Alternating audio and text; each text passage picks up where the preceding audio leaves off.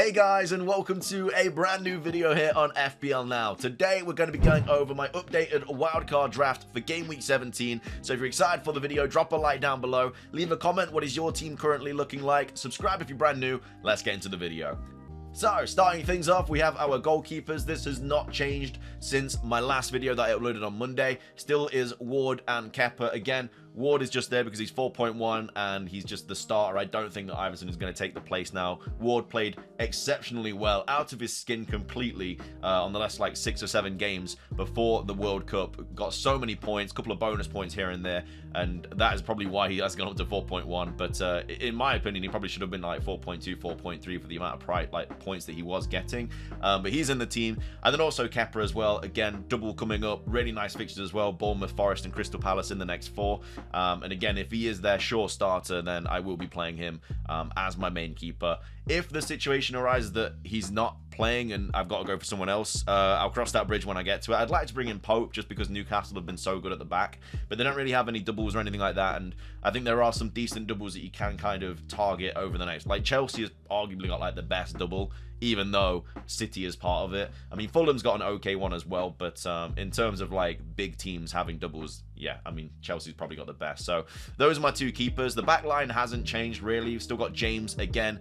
If he's fit and ready to play, then he's definitely going into my team. The double and those fixtures for Chelsea, I have to have Reece James into my team. And also only 5.8 in a minute as well, so he's definitely going to go up in price, especially if he starts for Bournemouth. Cancelo, Trippier, Martinez as well. I'd bring Dalot in, but I don't have enough money. Also has that hamstring injury as well. He's flagged to have a 75% chance of not playing. I don't know if he's fit or not. We'll obviously find out prior to Game Week 17, but yeah, if I had the money I probably would go Dalot, but either way I have to go Martinez. And then Bueno as well, just simply because he's 3.9 mil. He was playing under the last manager, or the caretaker manager, whatever you want to call it, before the new manager came in. Hopefully still keeps his place, because a 3.9 mil defender that plays is that's just heaven in FPL. Really, really useful, especially for like bench boost and stuff like that. So that seems to be the back line at the moment. But again, could change easily. You know, if we get some Reece James update, then you know he's probably gonna leave the squad if he's not gonna be playing, and then I'll probably bring someone else in. Maybe double City defense, because I've only got 2 City players in this team at the moment, but we'll see what happens there. And then yeah, Martinez for the next 3, and then I'll get rid of him. But yeah, Trippier and Cancelo I'm definitely not getting rid of. They're too highly owned. They're absolute bonus point machines, especially Trippier as well. We've all seen how good he's been so far this season. So that's the back line. The midfield consists of Martinelli, Rashford, Salah, Andreas Pereira and Almiron. Again, I'm still not 100% decided on whether I'm going to be taking Almiron out of the team or not. He's done really, really well for me, but only 5.6 mil, and he's one of the top scoring midfielders in FPL. Can I get rid of him? I don't know. Newcastle, I mean, they've still got some nice fixtures coming up. They've got Leicester, then Leeds. Arsenal's going to be a tough one, Arsenal away, but then Fulham at home and Crystal Palace. That's some really nice fixtures in the next 5, barring the Arsenal away game. So yeah, I don't know. I feel like Newcastle players are going to be very highly owned going into Game Week 17. You know, a lot of people are still going to have Pope. They might get rid of him for like Kepa or something, but there's going to be like Callum Wilson, who was also going to get brought in a lot. We've got to see, we're going to have to see what happens with like Isaac and stuff like that, and if they both play at the same time, or they like kind of what is it called, like they just switch him around or not. We'll have to wait and see. But Almiron obviously isn't going to lose his place. He's been having the season of his life. So yeah, whether I keep him or not, I'll have to see. Maybe the bubble has burst. Maybe the World Cup came at the wrong time for him and he is going to like lose that form, but I think I deserve to give him. I think he deserves another chance just to stay into my team. And then, yeah, Pereira's not going anywhere. Got that double coming up. I've gone Salah over De Bruyne, but again, that could easily change.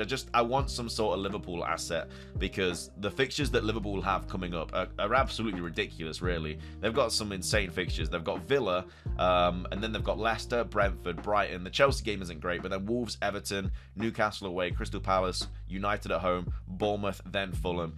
And then until like Game Week 29, City and Arsenal. That's like the 2 bad fixtures. But then even after that, they've got Leeds, Forest, West Ham. So I don't know, like Salah's been very much a hit and miss player this season. Nunez could be the better option. A lot of people are kind of going towards him instead, and then having like De Bruyne instead, which again I really like the idea of, and I genuinely might go that route as well. But at this moment in time, I do have Salah in. Rashford's in there as well with Ronaldo going. Like, where else is he going to play? He's going to have to play in that number in the number 9 role or number 7 role, or whatever you want to call it. But at the same time, you've also got Martial as well, who has been playing through the friendlies and stuff. So I don't think Rashford will like lose a spot or anything. Like, he's going to play, especially because of Ten Hag's like comments about him as well. You know, he was like, there's no better player, and there's not many better players than him in that position or something like that. So yeah, he's definitely going to start. And with Forest, Wolves and Bournemouth as well, with the first 3 fixtures after the game week 17 deadline, was actually kind of mad, to be fair. So I do want a couple of United players for those fixtures. And then Martinelli as well. Again, I'm still undecided whether I go Martinelli or Rashford. They're both in the team at the moment, but you know, I wouldn't mind bringing in someone, even maybe like Mason Mount, who's got the doubles and the nice fixtures. You know, that's also a thing that I've been thinking about quite a bit lately.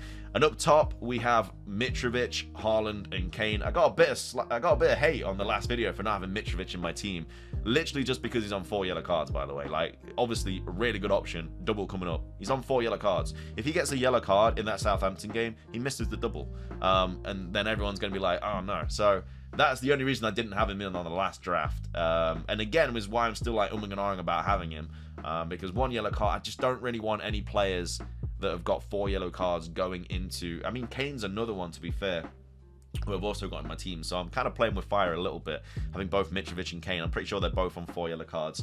I think Kane is less likely to get another yellow card, but you know, Mitrovic easily could lose his cool and you know, go for a risky tackle or something. So that's the only reason why I didn't have Mitrovic in my team on the last draft. I brought him back in though, just to please everyone, but whether I go in with him or not, I'm not too sure. The other option is to keep Mitrovic, get rid of Kane, and then go for Nunez, and that would give me a lot of funds for different players and stuff like that. So if I get rid of Kane and bring in Nunez for 9 mil, that gives me 2.6 mil in the bank. And then I could easily upgrade either Rashford or Martinelli, probably Martinelli into like a Mason Mount or something like that, who's got really nice fixtures. Like, you do have to kind of target the doubles a little bit, but at the same time, you can't be like stupid with it. But I don't think Mount as a little bit of a punt up until the double is the worst situation. You know, Bournemouth, then Forest, and then a double. That's not the worst thing in the world. And if things don't play out for him, I can easily just get rid of Mount and bring in I don't know, somebody like Maddison, who, you know, after that double, for Mount, he'll have well, that's not right, hang on, the thing's messed up there. That's the City fixtures. Let me restore that player there. Okay, yeah, so he will have Forest away, which I could bring in for Mount, and then he has Brighton, Villa, Tottenham. So, you know, he could be a bit of an option there to bring in. There's also the likes of, you know, Foden as well, if I wanted to go that route instead of if I didn't bring De Bruyne in. That could be another option. So yeah, I mean, that is something else that I am thinking about. But I do lose Kane, and I don't know, like, if it wasn't for Haaland, we'd be like all guaranteeing Kane into our squad, because he's actually had like a ridiculous season so far. He's only blanked like on twice. He's only blanked on 2 occasions out of like 16, so that's ridiculous. Like, he's obviously on pens and stuff's really useful. I mean, the fixtures aren't the worst. He's got Brentford, Villa, Crystal Palace, and then he has Arsenal and City. But it is a double game week, and you know he's going to be playing 90 in both of those. Could get a lucky pen. He does love scoring against Arsenal as well, especially if it is at Tottenham as well. And then even after that, they've got Fulham, but then they've got City again, which is a bit annoying. Having City twice in 2 game weeks is, well, in 3 game weeks is a bit annoying. But then after that, he's got Leicester, West Ham. Like, I honestly think he's just a hold for the remainder of the season unless he gets injured, because he's not giving me any reason to get rid of him yet. And, you know, Nunez, I mean, I would like him, but at the same time, I think if I've got Salah, I don't really need to go that route. But if I do bring in Nunez, I could bring in De Bruyne and then still have like Mount and stuff. So that's another option I'm thinking of. I'd also have a little bit of money in the bank as well that I could use for like other players if need be, if things do go wrong. So that's the kind of situation I'm at right now. But either way, that is my updated game week 17. There we go. It's been a while. Right, let me just, yeah, so this is my team, what it's looking like right now, because obviously I made a couple of changes. As you can see, I've only got 0.1 in the bank, so we are really just kind of playing with limited funds right now, hence why I can't bring Dallo in and stuff. But yeah, that is my team at the moment. Again, we'll probably change a lot by game week 17. Either way, if you enjoy the video, drop a like, leave a comment. What is your team looking like? Subscribe if you're brand new. That's everything from me. Have a fantastic rest of your day, and until next time, peace.